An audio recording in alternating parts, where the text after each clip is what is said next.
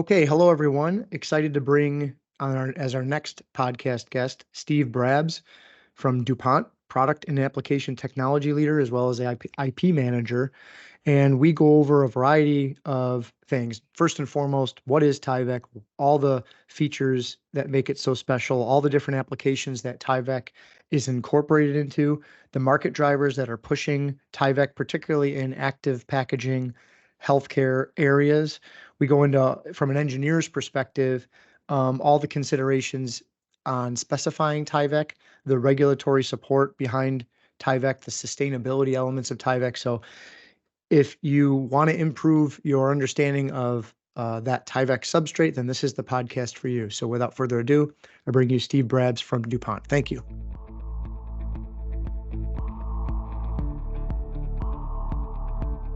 Hello, everyone, and welcome to the next episode of the Better Product Solutions podcast. Excited to have Steve Brabbs join us from DuPont. I'll let Steve introduce himself here. And so, Steve, your title, which we were just talking about, product and application technology leader with an asterisk with IP manager.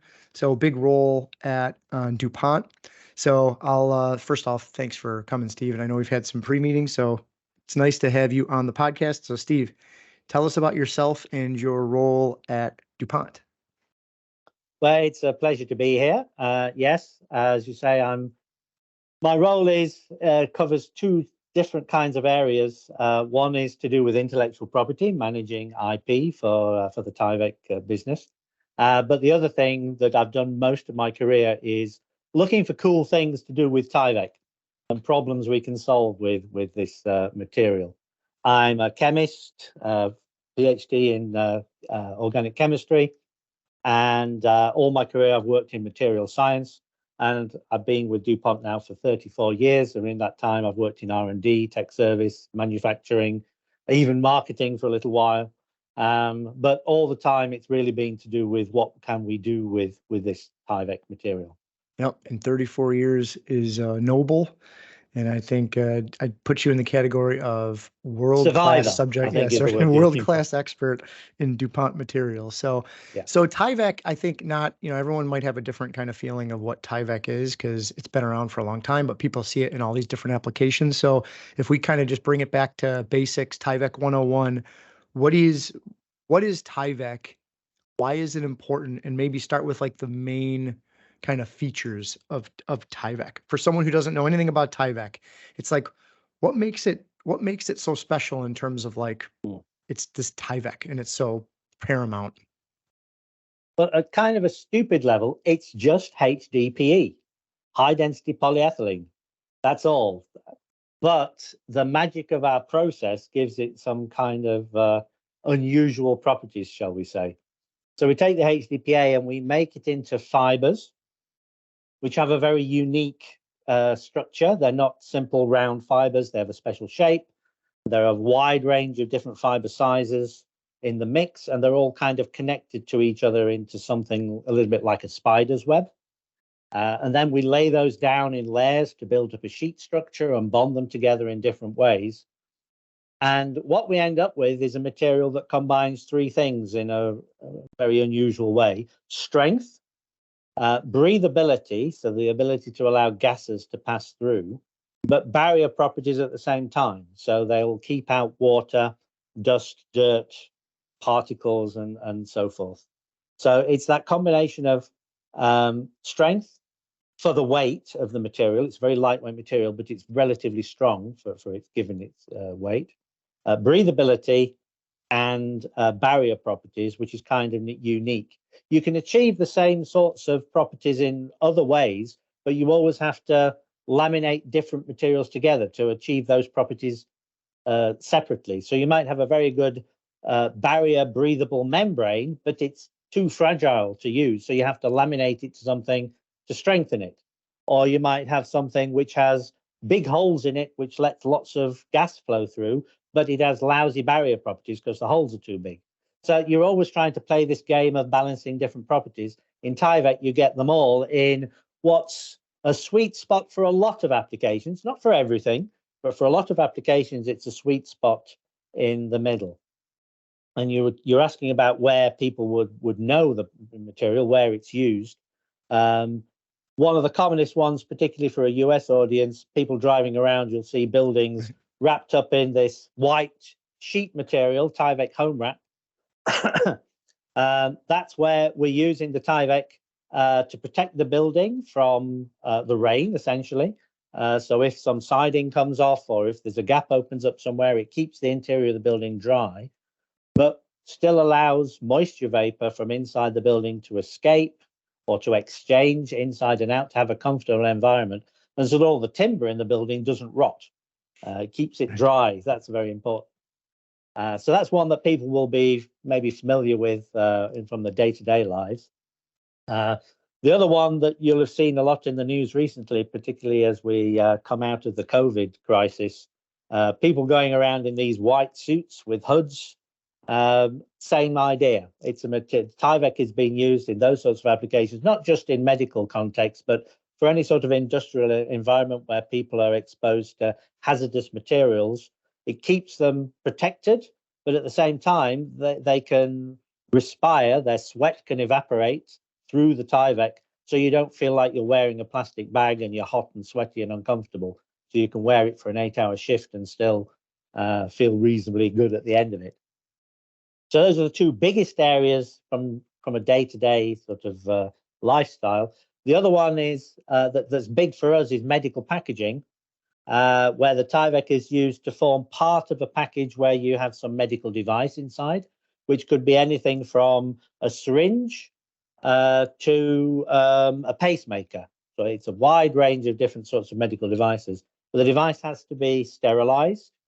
So it's put into the package and sealed, and then a sterilizing gas can pass through the Tyvek, kill any bacteria or viruses that are inside that package, and then be evacuated away afterwards.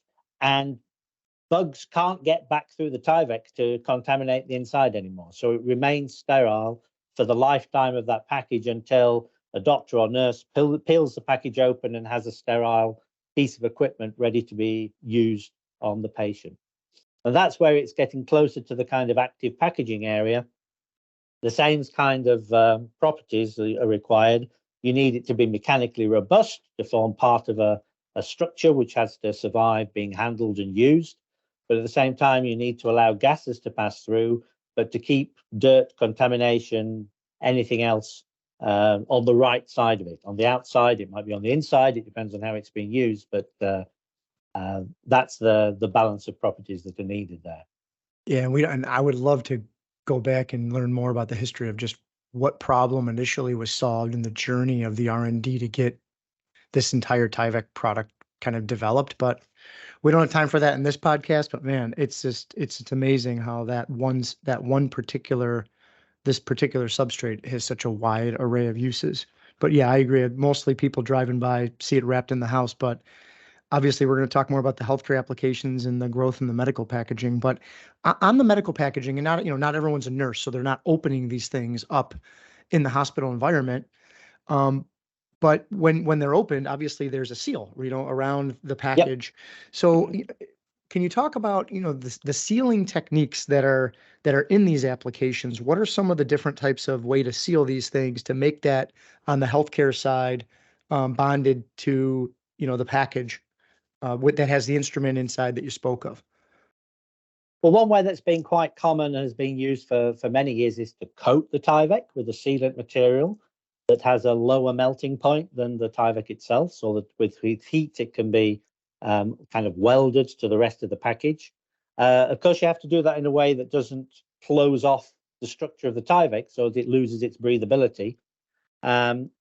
So that can be done either by having a coating which is inherently porous in some way, or by not applying the coating everywhere. You apply little dots or a pattern or a grid or something to leave some of the Tyvek structure open, but you have enough of this glue, if you like, in the sealing area to form a seal. That's kind of the oldest approach, and something we're probably going to come on to is what the drivers and trends for the future. One trend is to try, wherever possible, to move away from that, because we want to try to have packages which are as recyclable as possible for the future as we move towards a more sustainable supply chain where materials are reused as much as possible or reusable. So to avoid having mixed materials in the package, to try to just use the Tyvek and put the glue into the other part of the package, which would be the tray or the pouch or whatever, something that's a film layer, which has a surface layer which forms that bond as well, or even to have an all polyethylene structure.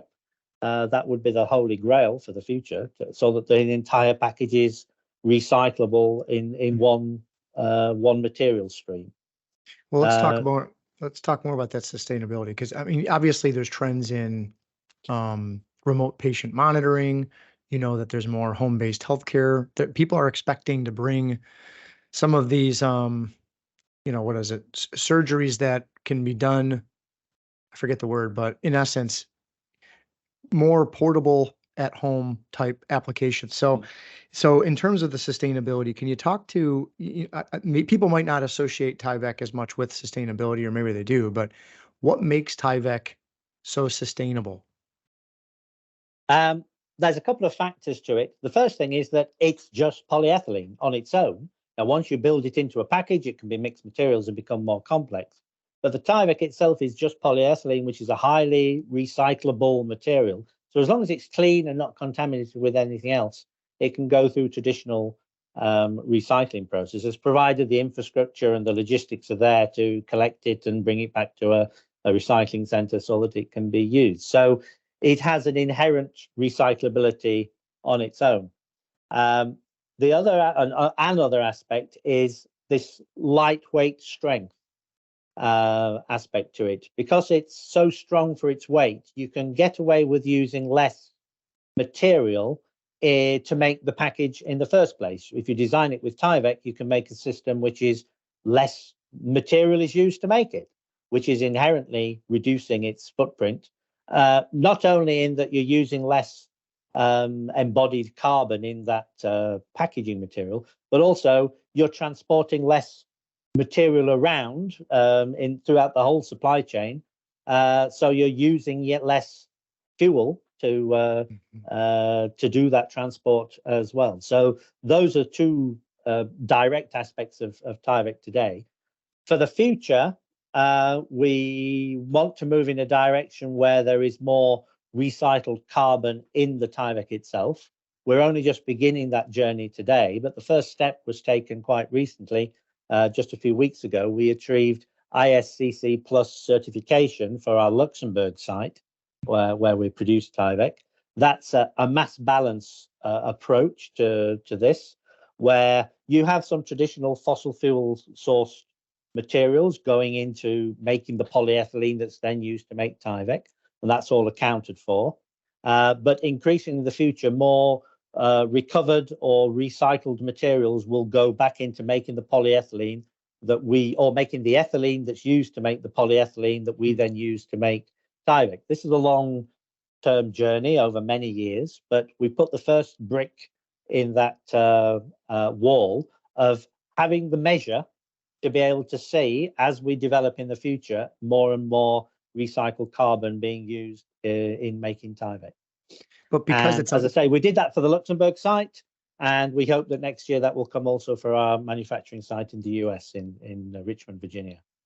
But because it's a mono material, and I think I think you mentioned that it's going to hit the number 2 on the number 2 in the triangle or whatever. So if you're in the process of designing some packaging for and usually single-use disposable would get a bad rap because it's single-use disposable, but if you're designing in mind, knowing that it's a mono material, you could design that recyclability into the life cycle of the product and have that intentionally be in some recycle bin to come back through the supply chain, right?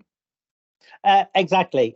Single-use disposable is going to be bad, but single-use recyclable stops being single-use at the end of the day. You only use it once on that occasion, but if the materials are then collected and go back around to be reused again in some other form, or are recycled into some other products, because it's not always so easy to do it in one step, at least it enables that if you have materials which are monomaterials or can be easily separated into monomaterials in those recycling streams. And we have started recently working with hospitals and hospital networks to try to educate and put the logistics in place with our partners to enable that point of use separation so that the materials can go back around and be used again. That's great. So we mentioned medical, you mentioned active and intelligent. Just a quick shout out for food safety. Can you speak to some of the use of Tyvek in food safety applications and some of the drivers and the food safety side of that equation? Yeah, well, we've seen a lot of development starting to happen in that area. Part of it driven around just general food safety, so tighter regulations around the world about what is used to protect food, the amount of packaging used, having the minimum amount of packaging materials used to protect the food, because you have to balance on the one side the food safety, on the other side food waste. You can send food products out with no packaging, but you're going to lose a lot through the supply chain because it just doesn't keep very well and can become actually dangerous because it will have bacteria that grow in it and so forth. So there's a balance to be had there. If you go to no packaging, you're going to have more food waste and you're going to have more illness caused by food that's gone bad. On the other hand, that you can overpackage and have a lot of packaging waste generated on that side. So that's where a balance has to be found. And Tyvek has a role to play there. We've had inquiries recently about things like using Tyvek in freshness detection labels. So labels which change color or have some sort of indication where the food has reached a stage where maybe it's no longer safe to eat or should be eaten up quickly. And the Tyvek's role there is in protecting the food from the chemicals that are in the ink so that they don't contaminate the food, but are still allowing access to the gases that are generated in the package as the food matures, ages, and eventually becomes unsafe to eat. That's one example, but there are many other ways you can achieve it, as you well know. Yeah, sure. And of course, this podcast is kind of aimed toward that product team that's looking to either launch, scale, improve one of the existing products that they either already have. So you've already talked a little bit about the what makes up the Tyvek material in the beginning, but if you're an engineer and you want to consider specifying Tyvek into a design, what are some of the considerations that engineer should have as they're working their way through specifying the right Tyvek solution for their either active and intelligent, medical, food package, all the above? What are some considerations that they should be having? Well, the first thing, of course, is to be realistic. Tyvek is wonderful stuff, but it can't do everything. We talk about it being a barrier, but it's not a barrier in the way that a lot of packaging engineers mean. It doesn't keep water vapor out. It doesn't keep carbon dioxide out. It doesn't keep oxygen out. It's not a barrier in that sense. It's a barrier in other ways. Nor can we make it transparent. A lot of packaging designers want to be able to see the product, and Tyvek is inherently white. You can color it other colors, but you can't have it transparent. It would lose its properties if you tried to do that. So we have to be realistic about the boundaries of what Tyvek can do. But the main thing to think about here is, how are you using this package to manage your risks? And if you really need to be very confident that you have regulatory compliance around food contact, around pharmaceutical contact, whatever the application is, then DuPont's a good place to come for that, because we have the quality systems and we have the testing in place, and we can provide the information needed to enable an engineer to confidently design a package that way. But also, don't just go and grab any Tyvek style. You need to come and talk to us about which ones have the right certifications for what kinds of applications. And when you're looking to produce this functional barrier, which will prevent the nasties from getting through, but still allow some interaction between what's in the active part of the package and the package space where you're trying to protect something. That functional barrier, that's where the Tyvek comes in to have its role. And finally, to think about, by using Tyvek, because of this combination of properties, strength, breathability, but with some barrier properties, how can you use that to design the package in maybe a different way that will reduce the cost, reduce the amount of materials used, and add an additional functionality that you couldn't otherwise have? I remember, well, I was looking at a quote I had written down on one of our calls prior to this, and you said you said, quote, when you buy Tyvek, you also buy the regulatory information. And Yeah. I think you buy alluded to that. our knowledge and expertise and our support, our quality systems that deliver that. It's not just polyethylene. Right. Lot of reference materials that an engineer can reference with the specification documents and the regulatory information that DuPont's put together to aid in their journey of which is always package out there. changing, of course, because the regulations develop.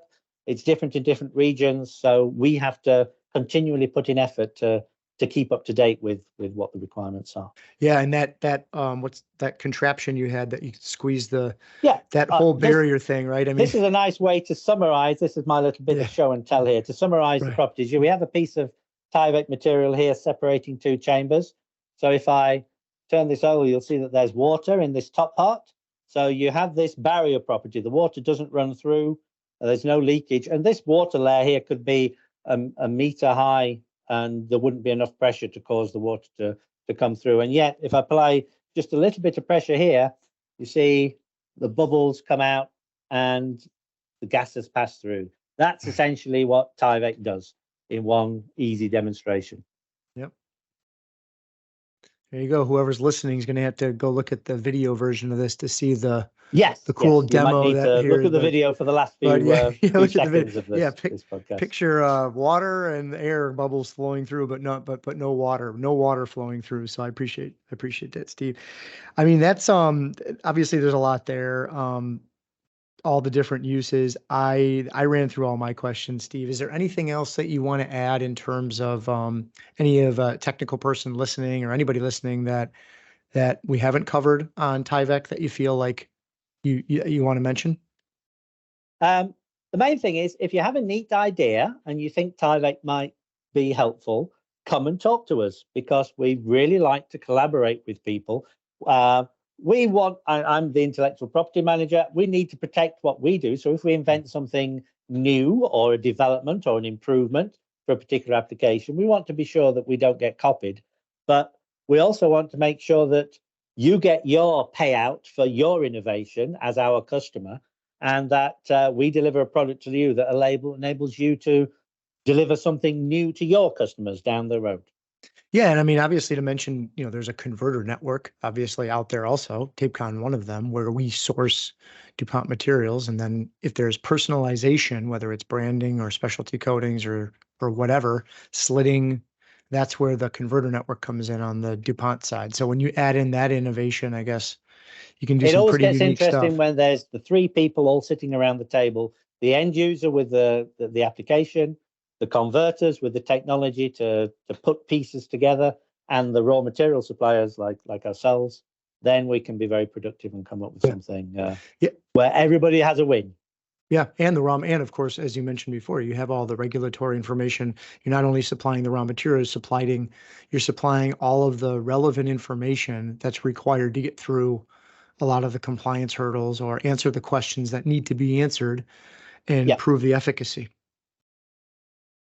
Great. All right. Well, Steve, thank you for coming on. Any last parting words that you want to impart? Otherwise, we'll close.